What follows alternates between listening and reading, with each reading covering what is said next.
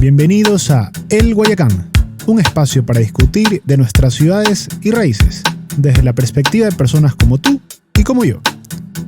Recordar, valorar e inspirar, para seguir creando historias. Buenos días, bienvenidos a El Guayacán. Mi nombre es Isaac Giorgi, en esta ocasión nos acompaña el arquitecto y urbanista Florencio Comte. Florencio es doctor en diseño, investigador en historia de la arquitectura y patrimonio, áreas en las que ha publicado diversos trabajos académicos. En el ámbito laboral ha asesorado en planificación urbana para la ciudad de Guayaquil, participó en el diseño del campus de la Escuela Politécnica del Litoral, es docente universitario por más de 33 años, fue decano de la Facultad de Arquitectura de la Universidad Católica de Santiago de Guayaquil, donde actualmente es vicerrector académico. Muchas gracias, Florencio, por recibirnos en su oficina. ¿Cómo está? Muy bien, muchas gracias por esta entrevista y con gusto acepté la invitación. Muchas gracias. Florencio, quizás iniciaré con una pregunta un poco más conceptual. Los arquitectos solían, no sé si ahora, pero solían prepararse en Escuela de Bellas Artes. ¿Cuál es la relación entre arquitectura y arte? Hay una relación directa. En realidad, si bien la arquitectura como oficio es muy antigua, como disciplina recién empieza a estructurarse a partir del siglo XVIII. ¿A qué me refiero? Como una disciplina académica. Hasta antes de esa época, el oficio se aprendía del maestro o un aprendiz. Y se iba con el tiempo perfeccionándose en el oficio. Luego se pasa a las escuelas de bellas artes, hasta que en el siglo XIX se aprendía tanto en las escuelas de bellas artes como en las escuelas politécnicas. No fue sino hasta el siglo XX cuando ya se estructura como una profesión en el cual se recibe un conjunto de formación. Ahora, a veces es difícil clasificar a la arquitectura, porque alguien diría, bueno, está dentro del campo de las artes, o es una carrera técnica, pero yo diría más bien que la arquitectura es una disciplina humanística, en el que se tiene como eje al ser humano la creación de espacios, con una fuerte carga técnica, es evidente, pero también con una fuerte carga estética y social. Entonces tenemos que tener una formación técnica, humanística y artística. Sí, entonces esa es un poco la complejidad de ser arquitecto, ¿no? Claro, y esa relación maestro-pupilo es lo que también solía pasar en el arte, ¿no?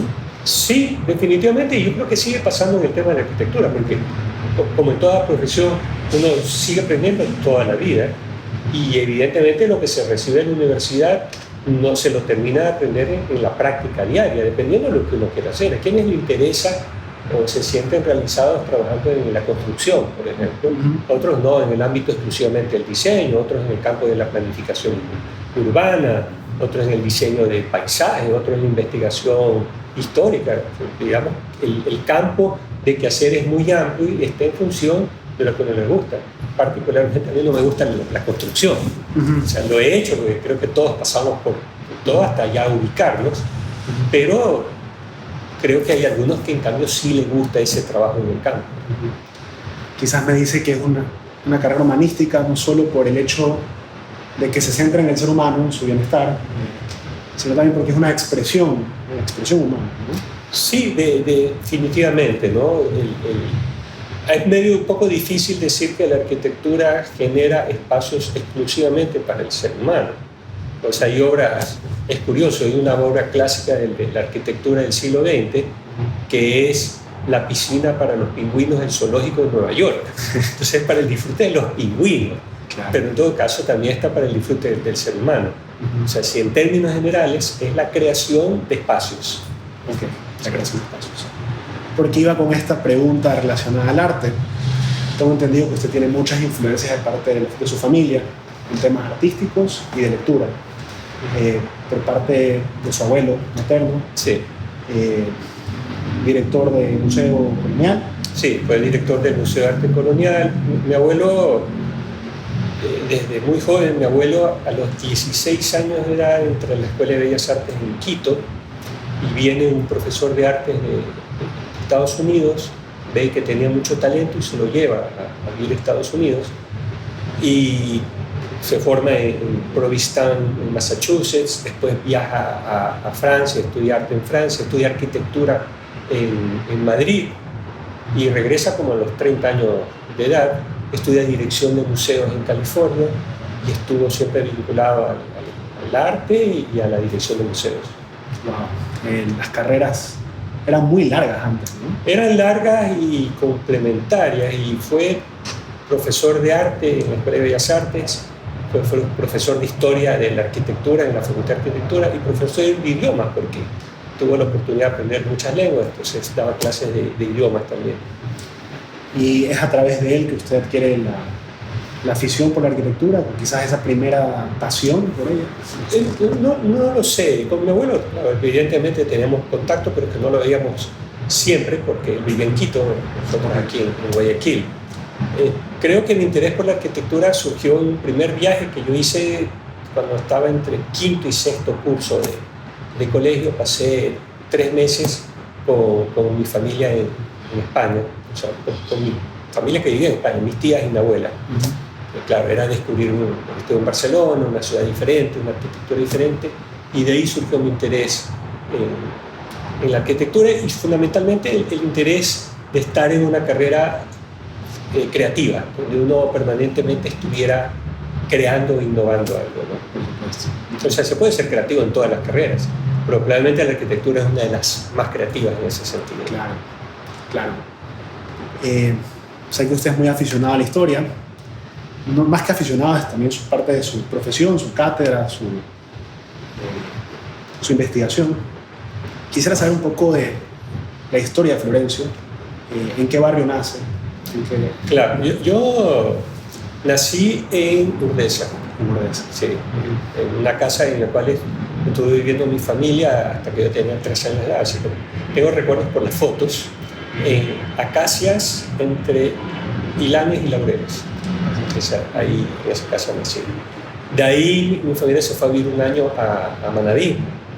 Y cuando regresamos, yo tenía ya casi 4 años, nos instalamos a vivir en Urdesa Norte. Primero en una casa, luego nos cambiamos a otra casa donde viví prácticamente hasta hace poco menos de 20 años que me cambié en Vía la Costa, pero viví prácticamente toda mi vida en Urdesa. Urdesino. ¿Cómo era esa vida barrial, esa comunidad? Entiendo que se usaba más el estero, que había juegos de béisbol. ¿Alguna anécdota que nos pueda contar? Bueno, donde yo vivía, recuerdo de chico, íbamos ahí a 3 cuadras de mi casa, en un parque en Urdesa Norte, al pie del estero, íbamos a pescar. Okay. Algo pescábamos, pero era pescar. Y lo otro es andar en bicicleta. Yo andaba en bicicleta por toda Urdesa, en la Roma de Urdesa, por Víctor Emilio Estrada. Se podía andar en bicicleta o en circunvalación. No había el peligro que hay ahora, ni la cantidad de carros, ni la inseguridad. Porque hay una generación de niños que ni siquiera saben andar en bicicleta porque no tienen la oportunidad. Pero mi generación era de andar mucho en bicicleta. Son barrios que fueron residenciales y se convirtieron en arterias viales, ¿no? Claro, totalmente, en barrios de paso, ¿sí? Que es lo que pasó con Urdesa. Y quizás es lo que ha pasado con otros barrios, ¿no? Si hablamos de barrios más antiguos, quizás el barrio Orellana o el barrio... Eso es uno de los problemas que tiene Guayaquil, ¿no? Es una ciudad de herencia hispana y la esencia del urbanismo hispano es el barrio, el núcleo. Y si uno ve, las ciudades son un conjunto de barrios que se han ido sumando a lo largo del tiempo y agrupando. Hay un error histórico que se comete en Guayaquil a partir de la década de 1940. Yo lo he dicho en más de un foro, que se trata de imponer un modelo de organización urbana anglosajón e imponerlo sobre la ciudad tradicional. ¿Cuál es el modelo anglosajón? Es un modelo de lugares especializados, distantes, donde son grandes extensiones, sin núcleo, en algunos casos, sin tener un claro núcleo urbano identificado, el cual hay que recorrerlo, estas grandes distancias, para poder encontrar las zonas comerciales, las zonas residenciales, las zonas de servicio, las zonas industriales. Entonces son zonas dispersas. Cuando la tradición hispana es tener los barrios donde uno tiene todos los servicios cercanos. Estoy hablando de la tiendita de la esquina, el café de barrial, la ferretería del barrio, la panadería, etc. Sin embargo, al imponerse este modelo, empieza a romperse esta tradición barrial que todavía se encuentra en Guayaquil en ciertos sectores, pero que en otros sectores ha desaparecido. En Vía La Costa, Vía San Borondón, no existe eso. Alguien, si uno quiere ir a la farmacia o a la panadería, tiene que coger el carro, trasladarse kilómetros, porque incluso dentro de la zona está prohibido que haya servicios o que haya comercio. Esa imposición que trastoca la herencia histórica de la ciudad le está haciendo un gran daño a la ciudad. Y eso es algo que casualmente venimos de este feriado de carnaval. Yo estuve en la sierra, en Imbabura, Cotacachi, Palo. ¿Qué sucede allá? En los barrios la gente se comunica con una frase: vecino. Claro. Entre el mismo tendero, el mismo vendedor, hay ese sentido de comunidad. Y no sé, creo yo que existiendo esta comunidad informada, capaz habría menos delincuencia. ¿Cuál es su opinión? Probablemente, sí, eso ya lo han dicho muchos de los teóricos del urbanismo, que la única manera de poder reducir la inseguridad, no se reduce la seguridad ni con más rejas, ni con más policía, ni con más cámaras. Se reduce la seguridad en la medida en que la gente se apropia libremente de su ciudad y de los espacios públicos, de la acera, la calle, los parques. Esa es la única manera, y evidentemente con un control, pero no encerrando a la gente tras las rejas. Ese es el gran error que se está cometiendo. ¿Es posible recuperar esa tradición barrial? Sí es posible recuperar. Todavía hay maneras de recuperar. Cuando yo estuve en el municipio, en el plan en el cual yo estuve consultor, se planteó esto y se planteó una nueva subdivisión de ciudad en distritos, en 16 distritos, potenciando estas nuevas centralidades que se han venido desarrollando históricamente. ¿Qué es una centralidad? Son estos núcleos de actividades que se han ido agrupando y que han desarrollado nuevos centros. O sea, tenemos el centro histórico tradicional, pero tenemos otros nuevos centros. Si uno va a la Alborada, por ejemplo, la calle Rodolfo Vaquerizo, es una centralidad, están concentrados un montón de actividades. Eso hay que potenciarlo. Eso hay que, porque es algo positivo. La calle Portete, otra centralidad. Víctor Emilio Estrada, que incluso ha estado perdiendo algunas de estas características, tiene que potenciarse como nueva centralidad, de manera que la gente pueda tener en su barrio servicios cercanos y que no tenga que atravesar grandes distancias para poder obtener lo que pudiera obtener cerca. Esto de apropiarse de la ciudad, como anécdota propia, me pareció verlo. Hace poco estuvo el equipo Flamengo aquí visitando la ciudad y sentí mucha gente circulando. Y ese fin de semana, que fue el partido, no se escucharon tantos rock como las semanas anteriores. Me parece muy, muy interesante esto de apropiarse de la ciudad y es algo que debemos incentivar. Escuché un poco el tema de las rejas. Ahora se habla bastante de los parques sin rejas. Quizás se pudiera hacer un plan piloto, poco a poco. ¿Qué opinión usted le merece? Sí, a ver, técnicamente un espacio público debería ser abierto. Es lo deseable. Lo deseable es que no haya necesidad de poner rejas para proteger, entre comillas, a la gente. El tema de la protección es bastante relativo, porque no solamente es que se está protegiendo, así entre comillas, sino que se está excluyendo. La gente tampoco quiere, y el tema de las rejas es que no quiere que haya mendigos, que haya vendedores. O sea, es tapar una realidad que está ahí, porque no la podemos ocultar debajo de la alfombra. Evidentemente eso sería lo deseable. Lo posible está en que haya otro conjunto de acciones, entre esas decisiones políticas, y también que la gente se sienta segura de ocupar un espacio público sin la protección. Ya está acostumbrada a ese tipo de protección, lamentablemente. En una entrevista que me hicieron se hablaba del síndrome del pájaro enjaulado, ¿no? Cuando un pájaro está enjaulado mucho tiempo y le abren la puerta, no se sale, no se escapa porque le tiene miedo a lo que puede encontrar fuera. Un poco lo que nos está pasando en esta ciudad en que hemos estado tradicionalmente viviendo encerrados. ¿Qué se puede hacer? Yo sí haría un plan piloto. ¿En qué sentido? Pues evidentemente, políticamente el impacto va a ser muy negativo si es que alguien recién llegando a la alcaldía decide sacar todas las rejas del malecón. Pero sí yo lo haría parcialmente. Por ejemplo, en aquellos 2 lugares que son de espacios públicos que deberían estar abiertos por la conexión con el resto de la ciudad. El hemiciclo de la Rotonda y el Monumento Olmedo, como remates.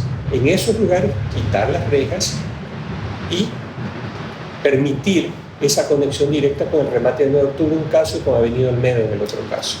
Y en el resto mantenerlas hasta que poco a poco se pudiera lograr en un futuro que haya las condiciones para que la gente entienda que se puede vivir sin rejas. Yo puse en un artículo un ejemplo que además lo escuché y además se lo tuve que hacer.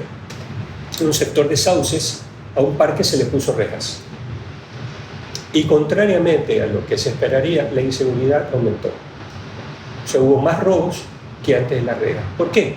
Porque estamos hablando de zonas perimetrales, peatonales, y durante las noches la gente, en lugar de poder atravesar el parque, que se cerraba en las noches, tenía que darle la vuelta y siempre eran asaltados. La gente dijo, quítenos las rejas porque estamos siendo asaltados.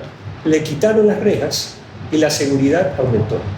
Entonces, no es que es inmediato, uno liga más seguridad con rejas, no siempre. Entonces, hay que ver los casos puntuales. Pasa bastante también en el Parque Centenario. Mucha gente tiene que abrirse a la... Exactamente.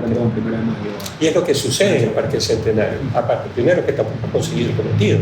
La gente igual tiene temor de atravesar el Parque Centenario aun cuando tenga rejas.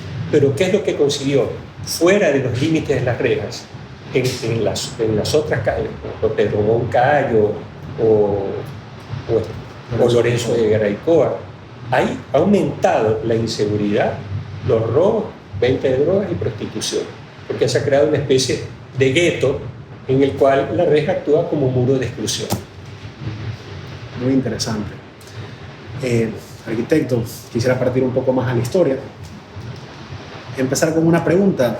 Para usted, ¿cuál es el valor de la historia? ¿Qué es lo que nos enseña? Bueno, es una pregunta que siempre se la hago a mis alumnos y que siempre les doy yo mismo la respuesta, porque la pregunta es, yo doy clases, la última materia que estaba dando, historia de la arquitectura antigua y medieval. O sea, yo empiezo a hablar del siglo V antes de Cristo y llego hasta el siglo XV. Entonces van a decir, bueno, ¿por qué un estudiante, alguien que es arquitecto, hace una arquitectura contemporánea, tiene que estudiar una historia de arquitectura hace 2.500 años o 3.000 años? Ya la respuesta está, 1, evidentemente por cultura general, y 2, porque es imposible desarrollar una propuesta contemporánea que no esté anclada en un pasado. En la arquitectura nada se inventa, en la arquitectura todo se reinterpreta, y todo arquitecto contemporáneo siempre está reinterpretando algo que se hizo en el pasado, porque ya el pasado dejó escrito los principios fundamentales de la arquitectura. Entonces, estudiar arquitectura, la historia de la arquitectura o la historia en general, es encontrar referentes del pasado y sobre todo respuestas que ya desde el pasado se dio a problemas que contemporáneamente se siguen dando. Nos responden mucho el porqué de las cosas. Fundamentalmente, el porqué de las cosas y cómo podemos hacer ahora en función de lo que ya se hizo. ¿Alguna característica arquitectónica del Guayaquil antiguo que se deba rescatar, quizás por nuestro clima, por nuestra... Sí, definitivamente. En la arquitectura, llamada arquitectura tradicional, esta arquitectura de madera, podría resolver de mejor manera, como resolvemos ahora, problemas ambientales. Yo no estoy diciendo que desconozcamos los avances de la técnica y no estoy diciendo que si tenemos aire acondicionado prescindamos del aire acondicionado, pero sí podemos incorporar algunos elementos que pudieran minimizar el uso de estos elementos técnicos y reducir el consumo energético. Por ejemplo, no tiene sentido en una ciudad como la nuestra hacer un edificio cerrado con vidrio. La insolación es tan grande que se pone el vidrio, pero hay que poner cortinas para que no entre tanta insolación, y lo hay que poner un aire acondicionado con un altísimo consumo energético. Cuando hay otro tipo de soluciones, aleros grandes, quiebrasoles, que pueden ayudar a mejorar el clima energético. Yo he estado además en espacios que están con ventanales cerrados. Cuando se va la luz no se puede abrir las ventanas. Es imposible estar adentro, ¿no? O tener los patios interiores como elementos también de acondicionamiento climático. Ahí es donde la historia nos dice cómo podemos reinterpretar contemporáneamente ese legado del pasado. Los cobertores de lluvia también que se ven aquí en el centro. Por ejemplo, hacer en una ciudad como la nuestra edificios con techos planos no tiene mucho sentido. Uno, aumenta el calor, y luego en temporadas de lluvia todas las losas planas filtran. Cuando lo ideal es tener cubiertas inclinadas con grandes aleros. Es lo que nos demanda el clima. Lo que pasa es que hay tanta obsesión por querernos empatar con lo que se está haciendo en otros lados que nos olvidamos que hay una realidad local, con una condición climática local y con una tradición cultural local que va por otro lado, ¿no? Relacionado a esto, usted es muy estudioso del patrimonio arquitectónico de la ciudad. ¿Cuál es el valor del patrimonio y por qué debemos preservarlo?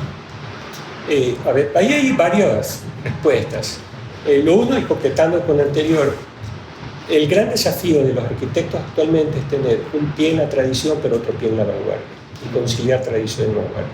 Y también dentro de eso está el patrimonio. Que el patrimonio es un legado que recibimos de manera transitoria. Lo recibimos de nuestro antepasado, transitoriamente lo tenemos en nuestras manos y tenemos que conservarlo y legarlo a una generación futura para no perder nuestras raíces y nuestra memoria. Pero no solamente tenemos que legarlo tal como lo recibimos, tenemos que legarlo mejor como lo recibimos, preservándolo y evitando su deterioro futuro. Y perfectamente se puede conciliar ese pasado con lo contemporáneo.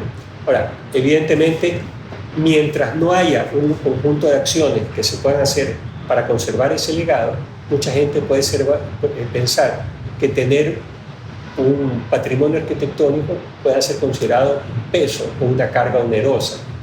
¿Qué podemos hacer para evitarlo? Bueno, hay una serie de acciones. La ley dice algo que realmente no ayuda mucho, ¿no? Quien es dueño de un edificio patrimonial, lo único que está exento del 50% del pago de impuestos prediales, o sea, nada. Pero sí se pueden hacer otras cosas. Cuando alguien tiene un edificio patrimonial, a la vez carga un lucro cesante de qué es lo que pudiera invertir en ese terreno donde está ese edificio patrimonial. O sea, si yo estoy en una zona del centro donde se pueden construir hasta 15 pisos y yo tengo una casa de 2 pisos patrimonial, por ejemplo, tengo un lucro cesante de 13 pisos. Pero hay lo que ya se ha hecho en otros países, lo que se llama la venta de aire. Esos 13 pisos de aire que yo estoy dejando de percibir, puedo vender un porcentaje para que alguien que haga un edificio de 15 pisos, que es el límite, pueda hacer 17, un porcentaje, y yo les vendo lo que yo puedo tener. Y estoy recibiendo un beneficio económico. Eso es facilísimo de hacer, solamente mediante una ordenanza. Es cuestión de tener la decisión política de hacerlo. Decisión, conocimiento, experiencia, ¿no? Muy interesante. Y la historia no empieza con nosotros y no termina con nosotros. Así es. Así es. Ni el Ecuador se funda cada vez que hay un cambio de gobierno. Ni la ciudad se funda cada vez que hay un cambio de alcalde. Correcto, así es. Quisiera ahora empatar el tema del patrimonio con algunas obras que usted nos recomienda a quienes nos siguen visitar. Por ejemplo, hoy venía a la Universidad Católica, veía el Museo Pelín Norton. Sé que por aquí, cerca del Colegio Vicente Rocafuerte, está la casa donde funciona el Consulado de España. Me parecen casas icónicas que no se les ha dado ese valor. Capaz nos pueda contar una lista de 3, 4 lugares con su historia. Sí, yo diría muchos más, ¿no? Hay un patrimonio arquitectónico del cual el guayaquileño no ha hecho conciencia, y es el patrimonio moderno. Normalmente cuando se piensa en patrimonio se piensa en algo muy antiguo, porque evidentemente tenemos el caso de ciudades como Quito o Cuenca, con una tradición de arquitectura del siglo XIX o de arquitectura colonial, en el caso de Quito, con ciertos edificios puntuales, que Guayaquil no tiene, que lo perdió. Sin embargo, Guayaquil tiene un patrimonio moderno temprano, estamos hablando de la década del 30 y 40, que es muy grande. ¿Sí? Hay un estudio que yo lo hice, donde se hizo una declaración patrimonial de la arquitectura moderna de Guayaquil, donde están como 400 edificios y 2 barrios completos, barrio de Orellana y barrio del Salado. Evidentemente el estudio tiene que ampliarse, porque curiosamente uno de los barrios más tradicionales de Guayaquil no es patrimonial, que es el barrio del Centenario, porque no se lo ha declarado patrimonial. Yo diría que se puede, así como icónico en Guayaquil, a ver, empezaría con la arquitectura todavía tradicional en madera que se encuentra en Las Peñas. Luego una arquitectura neoclásica, donde hay edificios así muy representativos, Palacio Municipal, Palacio de la Gobernación, el hospital y una serie de edificaciones que están en el área central. Y luego un patrimonio moderno a partir de la década de 1930 que tiene como varias expresiones: la arquitectura Art Deco, arquitectura neocolonial, entre eso donde está el Consulado de España, que es una casa del año 1940, o el Museo Pérez Norto, que es del año 41, y un patrimonio moderno racionalista que se da también a partir de 1930, cuando hay edificios o casas muy representativas en el propio barrio del Centenario, en el barrio del Salado, en Urdesa, en Los Ceibos, y distribuidos por dentro de la ciudad. Esto se puede hacer como con varios recorridos temáticos y ir encontrando.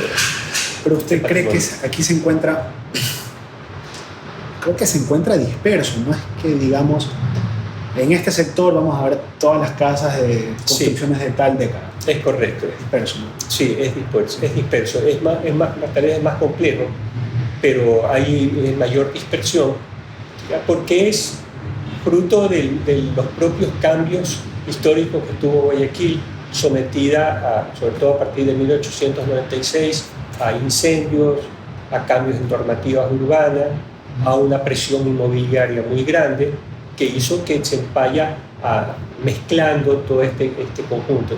Si recorremos una calle, solo pongamos por ejemplo la avenida 9 de octubre, desde el Malecón hasta el Estero Salado, vamos a encontrar arquitectura tradicional, arquitectura neoclásica, arquitectura moderna, arquitectura contemporánea, o la calle Boyacá, por ejemplo, donde hay una mayor concentración de arquitectura neoclásica. En el Malecón es otro ejemplo, ¿no? Tenemos de todas las épocas concentradas en el Malecón, por supuesto. Sí, pero sí se puede. Hay un proyecto inconcluso que en algún momento yo lo espero terminar, que es una guía arquitectónica de Guayaquil, donde se pudiera hacer como estos recorridos temáticos. De hecho, eventualmente yo hago recorridos con el Museo del Cacao, que me los piden.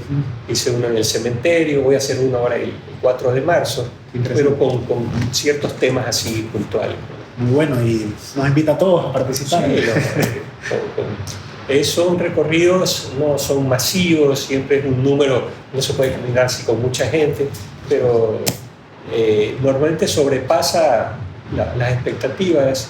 Yo hice un recorrido donde asistieron 70 personas, un recorrido así temático por el centro de la ciudad. Y en el cementerio no lo conozco a profundidad, pero dicen que guardan unas maravillas. Claro, el cementerio hay un patrimonio artístico, escultórico en el cementerio, en los cementerios diría, porque en realidad cuando se habla del cementerio general mucha gente no sabe que estamos hablando en realidad de 3 cementerios. Está el cementerio católico, el cementerio protestante y el cementerio judío, que están agrupados, y nos da cuenta de un pasado de Guayaquil donde había una exclusión por razones de religión. Qué interesante conocer esa diversidad también, ¿no? Así es, Guayaquil es una ciudad diversa, una ciudad de migrantes, de migraciones. O sea, yo mismo soy fruto de migración de migrantes por los 4 costados, pero esa es la realidad de Guayaquil. A mí una vez me preguntaron, me lo decían como una afirmación, ¿no? Porque, o sea, claro, decían, usted que ha hecho tanta historia de Guayaquil, dice, usted que tiene, que viene una tradición de antepasados guayaquileños, digo, perdón, yo soy la primera generación de guayaquileños, yo no tengo antepasados guayaquileños, pero no quita el hecho de sentirme tan guayaquileño como cualquiera que diga que tiene toda una generación de guayaquileños atrás de su familia. ¿Y usted cree que estas olas migratorias trajeron influencias en la arquitectura o no se dio mucho aquí? No, definitivamente se dio.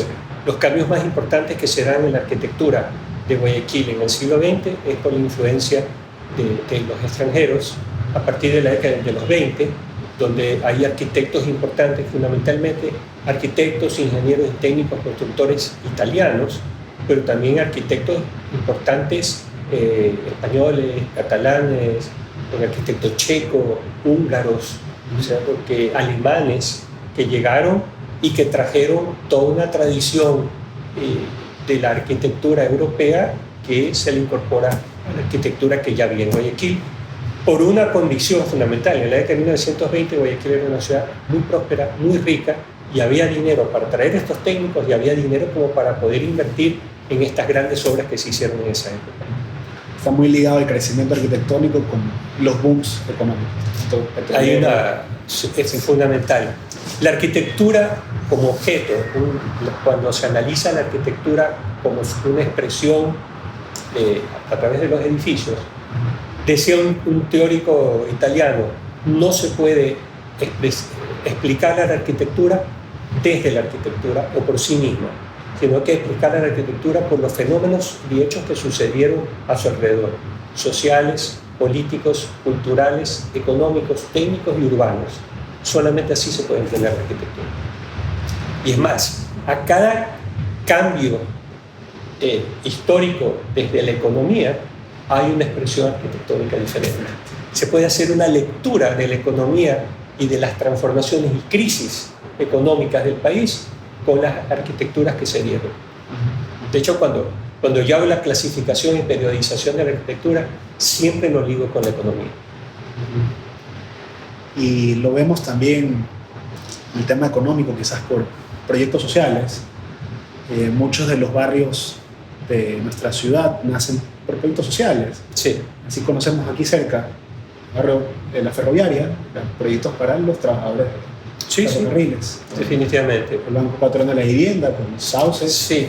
Yo descubrí el primer proyecto de urbanización social, que no se lo había identificado claramente, y es del año 1938, que es un barrio de empleados, lo llaman barrio de empleados, en realidad eran un conjunto de 4 manzanas, que están en la calle Guaranda, que se hicieron originalmente 2 manzanas para los empleados de la empresa del calzado, de la fábrica del calzado.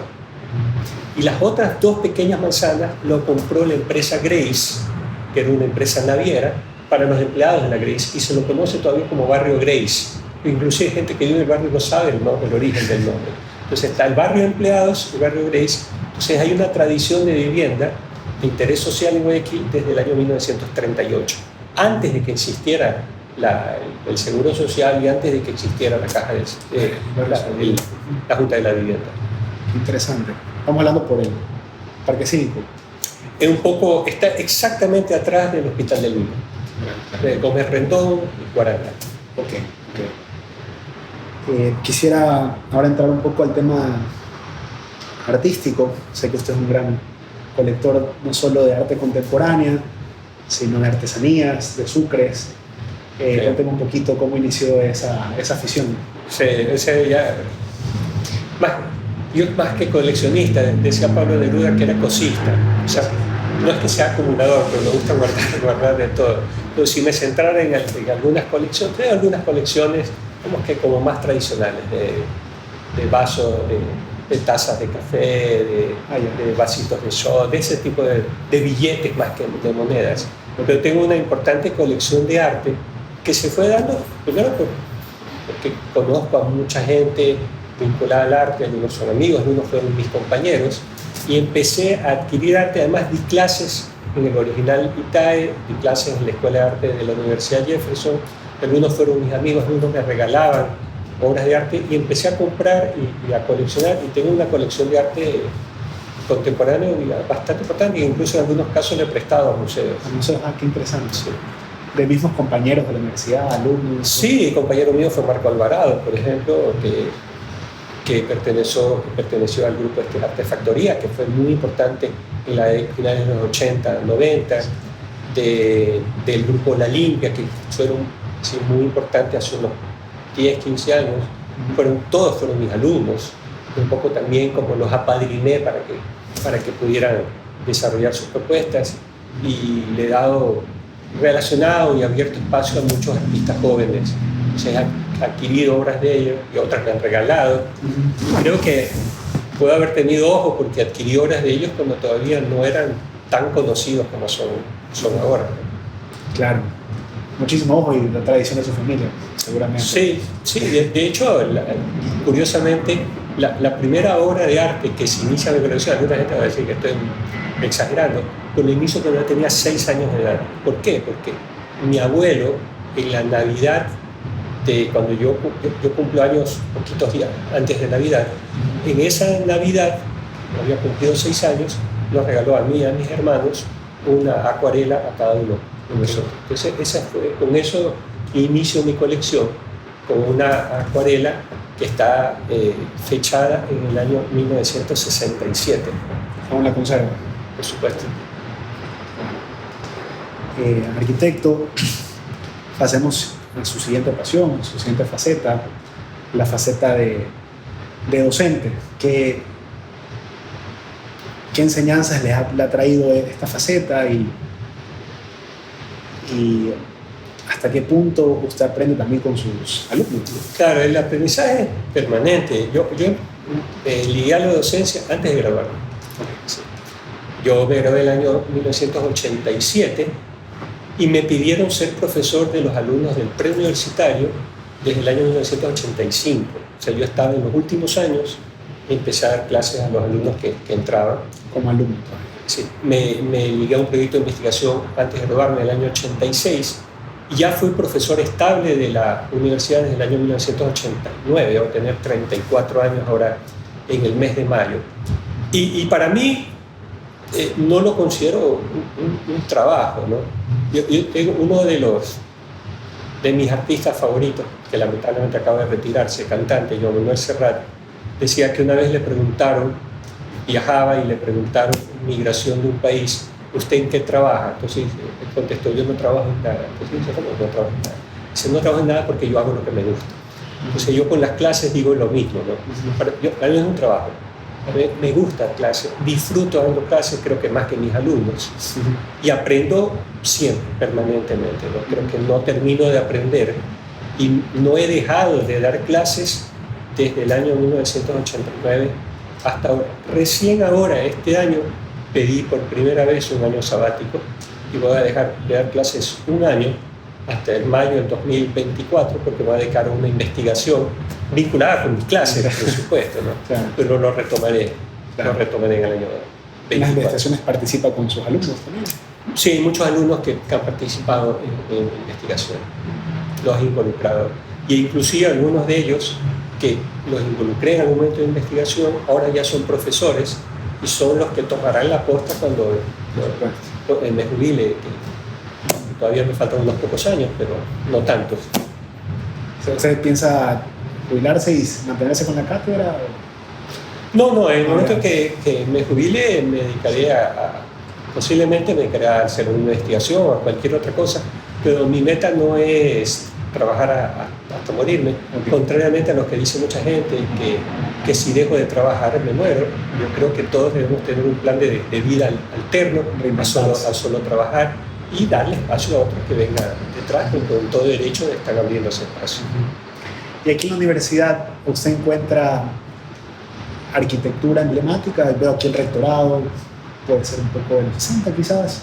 Sí, de hecho hay edificios que son representativos y que tienen un valor patrimonial. Yo destacaría principalmente 4 edificios de la facultad. El edificio principal donde estamos, la biblioteca, el aula magna y el edificio de la Facultad de Arquitectura, que es un edificio incluso premiado, que es el edificio, yo fui la primera generación que entramos a estudiar a ese edificio. Yo ya estudié en ese edificio cuando todavía estaba en construcción, pero ahí estudiamos, y fue un edificio que obtuvo primer premio de una Bienal de Arquitectura de Quito y primer premio de una Bienal de Arquitectura en Europa como el mejor edificio educativo de ese año, en el año 1982. Esperemos que con el futuro ya forme patrimonio de la ciudad, el mismo campus. Debería ser declarado patrimonio. No solamente esto, hay edificios que deberían ser patrimoniales, por ejemplo, en la Universidad de Guayaquil. Sí. Por último, arquitectos, sé que el tiempo apremia en sus labores diarias ya como vicerrector. Una última pregunta relacionada con la arquitectura. Yo he leído que las ciudades tienen ciertos ciclos, que en muchas grandes ciudades, Sao Paulo, mega ciudades, la gente regresa al centro. Sí, creo que se llama gentrificación del centro. Sí. ¿Usted cree que eso pasa en Guayaquil? Sí, el proceso de gentrificación es un poco, no necesariamente ligado a este proceso, en el sentido positivo. Se habla de gentrificación cuando hay un retorno, pero hay una expulsión de los que hayan estado residiendo en el lugar, que no es lo deseable. Lo deseable sí es recuperar un centro que ha estado abandonado, que es lo que debería hacerse en Guayaquil, y que hay ciudades que lo están haciendo porque se dan cuenta que no es sostenible un lugar que está abandonado o que está abandonado durante horas. El centro de Guayaquil, fuera de las horas laborales, no hay nadie. Y puede haber un proceso de recuperación, porque también los barrios tienen ciclos de desarrollo y de ocaso que pudieran recuperarse, ¿no? El centro de Guayaquil es perfectamente recuperable, como lo ha hecho, por ejemplo, o lo está haciendo Río de Janeiro. ¿Cómo se puede hacer? Con ciertos cambios en ordenanzas, dando incentivos económicos a quienes inviertan, pero también con una especie de trueque, como lo hizo Brasil, ¿no? ¿Qué decía Brasil? Usted quiere desarrollar un proyecto inmobiliario fuera de la ciudad, perfecto, le damos un descuento en los impuestos que el municipio le va a cobrar, siempre y cuando invierta en un proyecto de vivienda de interés social en el centro. Y ha funcionado muy bien. Lo importante es conocer la historia y de otros países. Es lo importante, no queremos inventar el agua tibia cuando ya se ha inventado en otros lados. Retomemos aquellos ejemplos que son exitosos y que están funcionando. Por último, arquitecto, sé que estamos en el centenario de la llegada de Francesco Macaferri, estamos actualmente en un proyecto de Carol Cohn en el Museo de Cacao. ¿Nos podría indicar dónde podemos seguirlo, actividades que se vayan a realizar, que nos pueda recomendar? Sí, sobre Macaferri yo publiqué un libro que fue lanzado hace un mes más o menos, sobre una investigación bastante larga sobre el obra de Macaferri, donde incorporo unos edificios que no se sabía que eran de Macaferri. Yo hablo ahí de 50 proyectos que hizo Macaferri en Guayaquil. En Guayaquil y en Salinas un par, pero fundamentalmente en Guayaquil. Y con un arquitecto que también se lo sigue redescubriendo. Hay una exposición ahora en el Museo del Cacao, yo haré este recorrido. Había una obra que no se le había atribuido a Cohn, que ahora se sabe que es de Cohn, que era el antiguo Banco Sociedad General, y una casa en el barrio del Centenario que no se sabía que era de Cohn. Entonces, el archivo ha permitido descubrir obras e irlas incorporando a un arquitecto muy importante como fue Cohn, que hizo la mayoría de sus proyectos en Quito, pero los más representativos en Guayaquil. Okay. Interesante. Muchísimas gracias, arquitecto. Esperamos encontrar esa guía de recorrido muy pronto. Y esto fue el episodio con el arquitecto Florencio Comte. Muchas gracias por seguirnos. Gracias, Isaac.